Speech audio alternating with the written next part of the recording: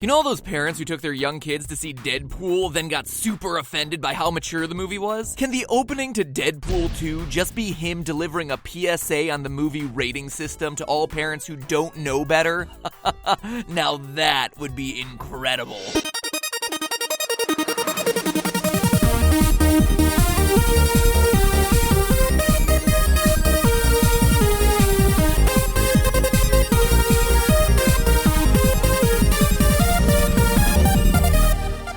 Hello, Internet! Welcome to Film Theory, the show that's gonna get through an entire Deadpool episode without mentioning chimichangas once. Oh wait, does that count? Crap! But if I can get serious here for a moment, this year, Bill and Melinda Gates, yes, those Gates, reached out to me, yes, that me, to do a video about superpowers. It's pretty awesome, right? You see, every year the Gateses write a letter outlining their take on key global issues, with this year's letter being called 2 Superpowers We Wish We Had. In the letter, they challenge the reader to imagine what their superpower for good would be. The goal of the letter is to broaden awareness and get each of us involved to help make a positive, lasting change in the world. It's an incredibly noble cause, and honestly, I'm honored to be included as a part of the campaign. It's funny, but when I think of what I can do to try and make a positive change in the world, I honestly think of these channels. Because yeah, for as goofy and inane as it might be to analyze the real-world physics of Ant-Man's suit or the deadliness of a bullet bill, I like to think that it's giving you a bit of education along the way, maybe brightening your day. And so no, it's not curing cancer or anything, but I'm never gonna be the type to do that. Instead, I like to think that these videos make at least some of your worlds just a little bit happier, and teach some of you at least something new every week. Or who knows, I might be living in a dream world. Anyway, sappy stuff aside, as I was thinking about what superpower I'd want, I immediately thought, I wanna be Deadpool. I am very turned on right now. Not quite in that way. I want his healing factor. In the world of comic books, it's a pretty common ability that does exactly what it sounds like, enhancing a person's ability to recover from wounds quickly. There are tons of different variations of the healing factor ability across comic books, but probably the 2 most iconic are Wolverine's and, of course, Deadpool's. And this relationship is no coincidence. Deadpool got his healing factor from a serum derived from Wolverine. What? Do they just have needles full of this stuff lying around? Go into the old Walgreens, get my flu vaccine, and follow up with a healing factor chaser? Great, sign me up. Oh, God, you are hard to look at. Oh, is that what happens? Well, good thing most of my channels are voiceover anyway. Their regenerative ability gives them an incredibly strong resistance to chemicals and toxins, which is great for protecting against vats of acid, and not so great for getting drunk. It also boosts the immune system, rendering them pretty well protected against most diseases. It even gives them resistance to telepathic control, so no one's hopping into Deadpool's head commanding him to dress as a girl. He's just doing that all on his own. The factor is so quick that it keeps the body's cells from growing old, halting aging almost completely. In short, Deadpool and Wolverine are both basically immortal. Which begs the question, how do you kill them? How do you kill the unkillable? If I'm gonna inject myself with healing factor, what do I need to look out for here? Well, after doing the research, it looks like most sources have overlooked the factor's one huge weakness. The fatal flaw that makes it easy to take down these 2 characters. Well, most sources have overlooked it anyway, and it's gonna surprise you which one happens to be the most accurate. Now first, let me make it clear that I know both characters have died before, but honestly, it's tended to result from some pretty cheap means. So I'm discounting all things that turn off or counteract the healing factor. That, quite frankly, is a cop-out from writers who wrote themselves into a corner by making characters that were too powerful. In my analysis today, we're finishing these guys off in a perfectly natural way that doesn't require some magical anti-heal. Additionally, we're not pulling a Dragon Ball Z and talking about disintegrating every last cell. Too easy as an explanation, and quite frankly, too difficult to actually execute. I mean, in Uncanny X-Men Annual number 11, Wolverine actually grows his entire body back from a single drop of blood. That's pretty darn impressive. I'd like to see that in the next X-Men movie. But in all seriousness, that's assuming you're able to disintegrate him that fast, which in and of itself is a challenge. I mean, in Venom number 9, Wolverine is able to heal after a nuclear bomb destroys a village. A nuclear bomb! And if you think he just got lucky, well, think again. It happens another time in Ultimate Wolverine vs. Hulk. Lightning may not strike twice, but apparently nuclear war warheads do. Look, the how to kill them problem is so bad that even Professor Charles Xavier doesn't know. In his Xavier protocols, which are basically his to-do list for when a powerful mutant becomes a threat to the world, he makes a note to himself that reads thusly: decapitation. And you'd think that this is a guy who'd know, right? I mean, say what you want about his nonstop cries of agony in the animated series. The guy is smart, a world leader in mutant abilities. And yet, for super healers like Wolvie and DP, decapitation has also been disproven. Man, if you can't behead him and if a bomb can't disintegrate him fast enough, what's gonna do it? I don't know, 2 alternate universe Earths smashing together? Wow, what an oddly specific cosmic event I've just described there. But, yes, actually, that'll do it. A multi-universe Earth crash is the exact reason why Deadpool is currently dead in the comics. But again, I'm just a simple man with totally average cosmic altering powers, and I need something that doesn't need to escalate that quickly. Put those nuclear warheads away. Put them away. No. Good.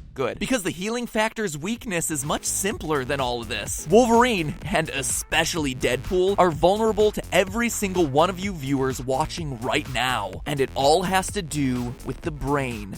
Or more specifically, memories. Because sure, these guys may be able to regenerate their whole body from a single drop of blood, but one thing the factor can't regenerate is memory. Let me explain. You see, the first thing to understand about memory formation and why you can't regenerate memories is that memories aren't stored. They're not physical things. Neurons, the cells in the brain, are physical things, and healing factor is made to restore or replace damaged cells. But neurons are not the same as memories, and that's the problem here. Memories are signals. A short-term memory, say the last Diet Coke you drank, is a pattern of signals in your mind. Hashtag not sponsored. Hashtag just an addict. Say you drink a Diet Coke and the sensation you get from it trigger a signal in specific neurons in your prefrontal cortex, the area that stores short-term memory. That signal starts off as an electric potential created by ions moving in and out of the cells at one end of the neuron. That electrical signal then triggers a chemical signal, which is a physical transfer of ions from one neuron to another. Physically transferring ions causes the electrical signals in the next neuron to change, which is how the electrical and chemical signal is carried across a lot of neurons. In short, it's a chain reaction. So how then do these signals create memories? Well, each of your memories has a specific chain reaction of signals across a specific set of neurons. Your Diet Coke signal started the first time you cracked open a Diet Coke and felt its cool, crisp, refreshing burn slide down your throat. When you took that first sip, some of your taste neurons sent a signal to some of your other taste neurons in a specific pattern as you thought,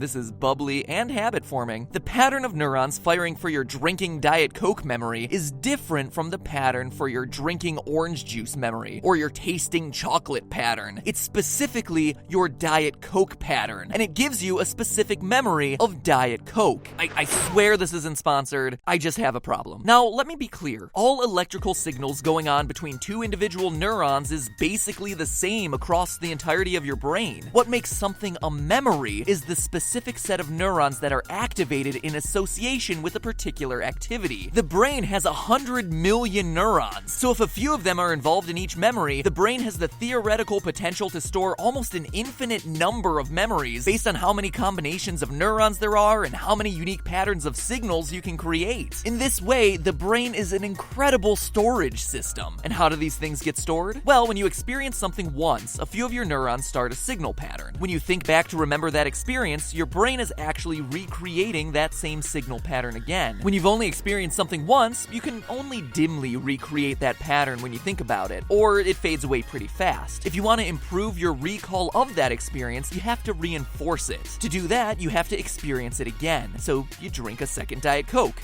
then another. And before long, you have an emotional dependence. Hashtag winning. Every time you repeat the activity, you trigger the same signal pattern over and over again, and your brain starts to store that pattern in a long-term memory area, the hippocampus. The neurons get a little bit closer to each other, and when that happens, the signal becomes stronger because chemicals don't have to travel that far. The signals also become stronger and more frequent. So over time, those memories become ingrained because the signal patterns have been used so much. So then why can't Wolverine or Deadpool just regenerate memories? Quite frankly, it's because there's nothing to regenerate. Based on what we've outlined, the memory isn't part of the neuron, it's a pattern of signals between neurons. It's a tricky concept, so let me explain it this way. way. When you learn about physics, you learn about electrical currents, which is a movement of electrons. You can think of memories in a lot the same way. In physics, you can measure an electric current, you can turn it on and off, etc. But it's not a physical thing you can hold in your hand. The current runs through the wires and generates electricity. But just because you make a wire doesn't mean there's automatically a current running through it.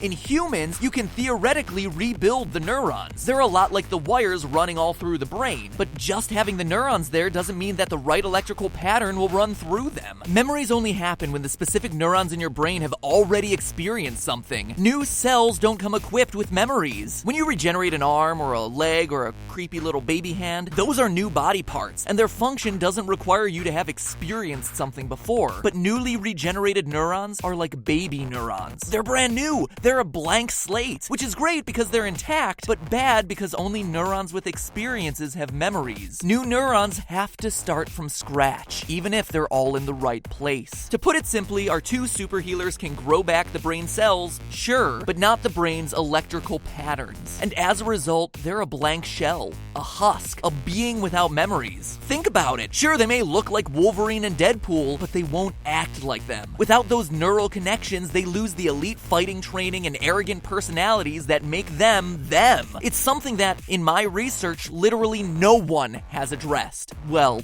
almost no one. And that is the biggest irony of all. In the movie X-Men Origins Wolverine, oh yeah, we're talking about that one. A movie, mind you, that is on practically every list of worst superhero movies of all time. The villain Stryker shoots Wolverine multiple times in the head with adamantium bullets, piercing his skull and destroying his brain. His line as he does this, his brain may heal, but his memory won't grow back. And of course, this is exactly what happens. His brain is destroyed and his memories go away. Wolverine has amnesia. And remember, this is a movie so bad that it didn't give Deadpool a mouth. Deadpool, the merc with a mouth. You had one job, guys. One. Then they chose to make him look like Baraka from Mortal Kombat because why not? It's a movie so bad that they mistakenly think that wolves are the same as Wolverines. They can't get that right, but somehow they're the only one who's able to get the science right? I don't even know what to say. And here's the thing, Deadpool is even more vulnerable than Wolverine was in this scene. Logan's skeleton is coated with adamantium, a fictional metal that's basically the hardest material ever created. It took bullets made of the stuff to puncture his skull and damage his brain, which, again, is a huge oversight based on canon lore around adamantium, whatever. This movie sucks. Deadpool, though, on the other hand, doesn't have that advantage. Despite his incredible healing abilities, he still just has a normal human skeleton. Just one well-placed bullet hitting either the frontal cortex or hippocampus would knock out huge percentages of his memory. Of course, his healing abilities would kick in and his head would repair itself, but it wouldn't have any of Wade Wilson's memories, or any memories at all. It would be completely empty, like wiping a hard drive. Destroy the brain, and Wade Wilson, as we know him, ceases to be. Kinda like a zombie. I think Deadpool would appreciate that sort of reference. In the end, I guess it just goes to show, oftentimes good science doesn't result in good movies. But hey, that's just a theory. A film theory. And cut. And before you go, a huge thank you once again to Bill and Melinda Gates for reaching out to me to pontificate a bit about superheroes. Now that I'm wrapping up this video, I recommend taking the next 5 minutes to read their annual letter by clicking the link in the description. If we're talking about real-life superheroes, then the Gateses are two people who definitely fall in that category, using their global influence to inspire others to make a positive difference in the world around them. So read the letter and get inspired to make your mark on the world. Though you may not be the person who cures cancer or brings electricity to Central Africa. Oddly specific reference, I know, but it's in the letter. Remember that being a hero doesn't require something big. You can be someone else's hero by just saying or doing something small for someone else. So go ahead. Today, tell your parents that you love them. Tell a coworker you appreciate them. Take some time to get to know the quiet kid who sits alone at lunch. The world will be a better place for it, one person at a time. And finally, enough sappiness, but let me know in the comments, if you could have one superpower, what would you want? If you say flying, I don't blame you. It's in my top 3. Along with healing factor and, I don't know, the power of musical theater. They shall call me Show Tunes Lad. Or something. No, if you'll excuse me, I gotta go. Crisp high five? Crisp high five.